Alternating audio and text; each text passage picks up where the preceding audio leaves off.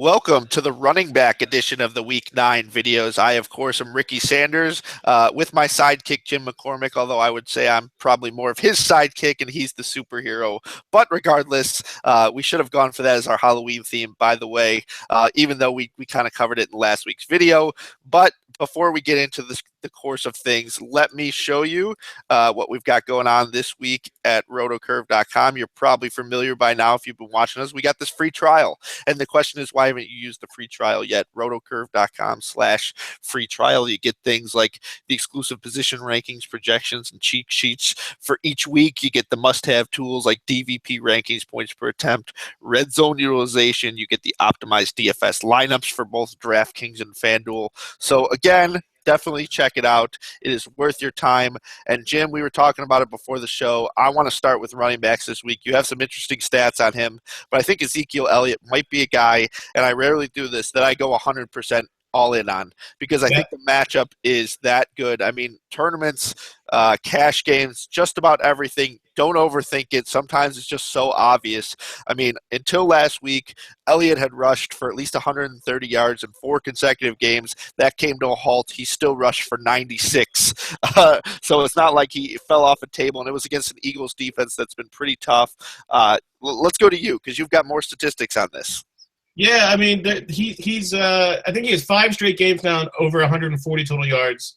And ESPN Stats and Info had a memo that they put out, and essentially it's the longest such streak of total yardage since Chris Johnson had a 10-game such streak from 2009 to 2010. And I mean, when Johnson was doing that, I mean, we didn't have DFS going. I mean, maybe it was just starting, in a small corner. Because that's when the Gaming Act kind of changed. But I mean, imagine that kind of consistency. This is just the highest floor you can think of. I mean, I was saying before the show, I can't really imagine. I love Le'Veon Bell's usage pattern and all these things, but the matchup isn't nearly as nice. And it's just every factor. Kalachi talks about checking boxes for DFS. And this is one of those situations that checks all the boxes. So it doesn't even need to be oversold. You kind of covered it.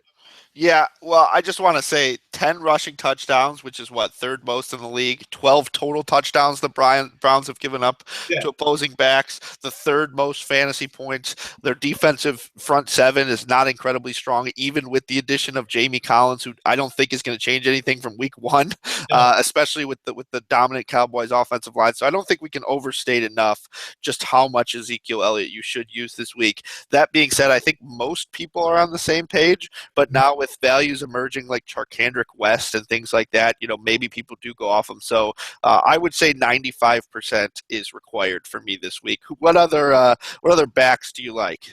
Yeah, I mean, West is a guy you mentioned. Looks like he already has a familiarity in this offense. Another team that likes to pass to their backs. I mean, Ware is second only behind Le'Veon Bell in receiving yards per game. So I think, not to say that West can just supplant Ware's big playability, but I think kind of fitting into that role is pretty good. I mean, and the fact that they've already brought up a guy from the practice squad and they're apparently looking at guys in free agency already, I think it's a bad sign for Ware. I don't want to ever celebrate a guy's concussion, but it's a good sign for West's potential to be the lead back here. And with Foles in there, it just seems like a game where they can be really busy getting Ware 20 touches. Other than him, I mean, really, like you said, I'm going to be building around Zeke. The other guys, actually, I don't mind paying up, even though the price has come up on Devontae Booker here. Some people I think might think it's too much now. That what lured them into him the last 2 weeks was that that he had a 4 in front of his price tag. Now it's a 6, on DraftKings, so it seems a little imposing to spend $6,400, but he's getting Le'Veon Bell usage, and that's not a hyperbole. I mean, he had 95% of their rushing yards last week. 18% of the Denver targets, 6 targets. He's going to be involved, and Oakland is the weakest yards per carry rate in the AFC.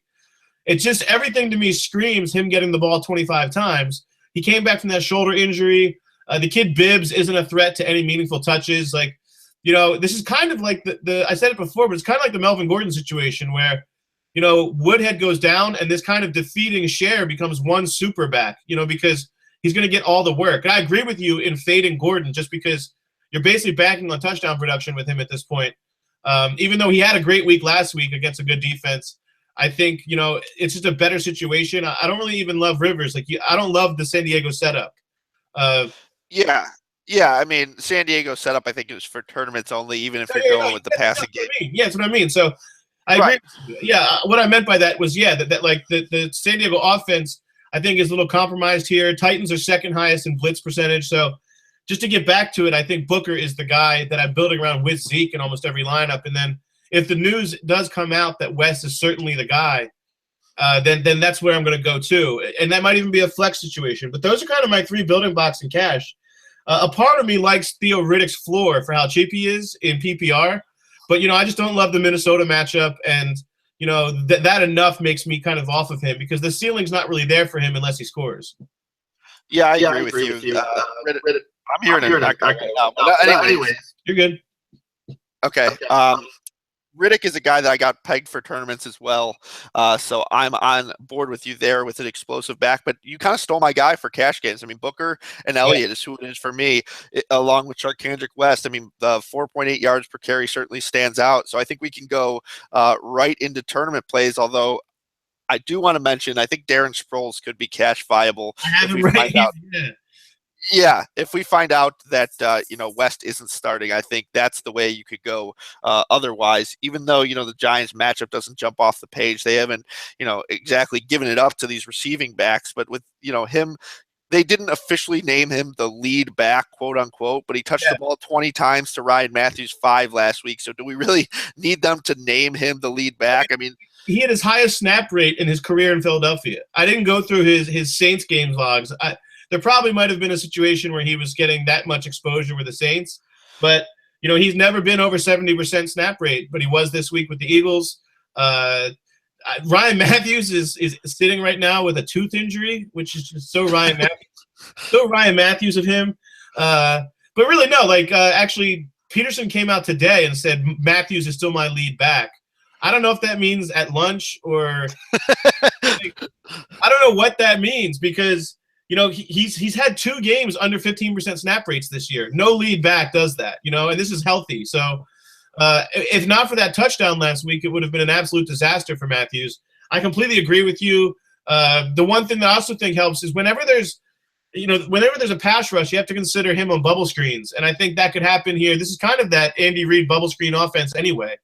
So I think you could see Sproles. And at 3,900, it's almost like the pricing at DraftKings doesn't account for any of the usage. Yeah, and he's got that offensive coordinator, Frank Reich, who last year schemed Danny Woodhead. Most people won't believe this, but he was the 4th highest scoring running back in terms of a per-week basis in PPR. So Sproles has a much higher floor and ceiling than I think most people realize if they're going to give him this opportunity. So let's go to tournaments, though. We've kind of covered cash. Who you got for us? Sproles is actually a guy that I had in tournaments because of the variance that they've had all year with their usage. It's great to rely on this 1-game sample with the Eagles, but they've also have been variant. I mean, there's even those games where they've trotted out 4 running backs, where they get Barner and Smallwood involved. But I'll hold off on that. One guy I like that no one's going to be on is actually Jerick McKinnon. Matt Asiata is a tree trunk. He doesn't get any yardage, anything that's not even blocked for him. He's still probably the goal line option, but I'm just thinking, they're right now they're promoting from within, so it's difficult to tell what they're going to do offensively. But with really that 1989 offense out of the situation with Norv's offense, Norv Turner resigning, I still think they're going to commit to the run here. I actually think they could even be more kind of creative with their run game here. I think Zimmer's approach is kind of old school as well. He wants to kind of make you bleed kind of guy, like blow you off the line. I don't know. There's a sneaky suspicion to me that with Detroit being as bad as they are against the run in terms of yards per carry, and really they don't really have anybody up front to stop him, I think McKinnon could get 20 touches. And at 4K, there's not going to be much ownership. It's just a guy that I think has that tournament upside profile. Other than him, it's Carlos Hyde for me. Assuming he plays, the Saints, I think, are a soft setup, and it's another situation with that zone read where finally Chip Kelly has a zone read quarterback. It'd be interesting to see how that affects Hyde. Yeah, I agree with everything you just said. Matt Asiata was even dropping passes last week, so I don't Yeah, know why you can't keep going back to that well at some point. I agree with you there. I think for tournaments, if we're assuming that we're spending down at quarterback, I think you could go with multiple right, expensive backs. I think Ezekiel Elliott we've already determined is way up there, but Le'Veon Bell's got Ben Roethlisberger back, so while right. we would prefer Elliott to him. If you could find some cheaper receivers, I mean, you could do both. Same thing goes with DeMarco Murray. If he plays, I think he's got a toe injury he's battling through right now, but San Diego, very friendly to opposing backs, especially in terms of ones that catch passes. I think they've allowed the most receiving yards to backs of any team. And Murray at one point was leading the backs in receptions. He's since fallen back behind, I think, the likes of Riddick and Bernard and a few others, but he's still up there in terms of receptions. So you got to like that for him. And we can't forget about Jay Ajayi. I mean, I think this is going to be probably the lowest ownership percentage for a guy who's run for 200 plus Yeah, yards in yeah, consecutive weeks in history. I mean, I don't have the data on that, but I'm just going to go ahead and assume I because agree. he went to a bye week after that, and I think a lot of people are going to have forgot about him. And I don't think you can just rush for 200 yards plus by accident on consecutive weeks. I think there's something there. I know the Jets are a tougher matchup, but I mean, Arian Foster retired, and probably because he realized, oh, my touches are probably gone Yep. after that. So what's the point? Ajayi just so clearly the lead guy there, and if we're going to keep building on the momentum, I think sometimes it's just a magical situation. David Johnson at the end of last year could be what's going on with Ajayi here, even though the offensive line not quite as good. I just don't think you can not have shares of him this week after what he's been doing. Is there anyone else we missed at the running back position? That's it. I mean, there's a part of me that wants to just get daring in one or two lineups and see if Mark Ingram gets his job back. Yeah, I But kind of want to do that with Dixon too, to be honest with you, on Baltimore. no, Just yeah. in, I mean, you were talking about your dad and you added Dixon in a really deep league. I'm actually, this is such a bad bye week league, that I might have to use him in a 12-team league, even shallower than that. I just kind of have to. And, the coach speak is there if we're going to take anything for it. Harbaugh's been talking up getting him more work, and West had a season low in terms of since Forsett was cut, so the last month in snaps last week, the week before the bye. So there's potential there. I mean, it's a kind of a, like you like to say, kind of a one-off kind of lineup kind of thing. So right. that I think we covered. I think even Isaiah Crowell, I don't hate it for how cheap he is. A guy who at least gets the touchdown work. And again, I'm not afraid of the Cowboys. I'm not. I mean, I'm not afraid of their defense. I really think they play keep away.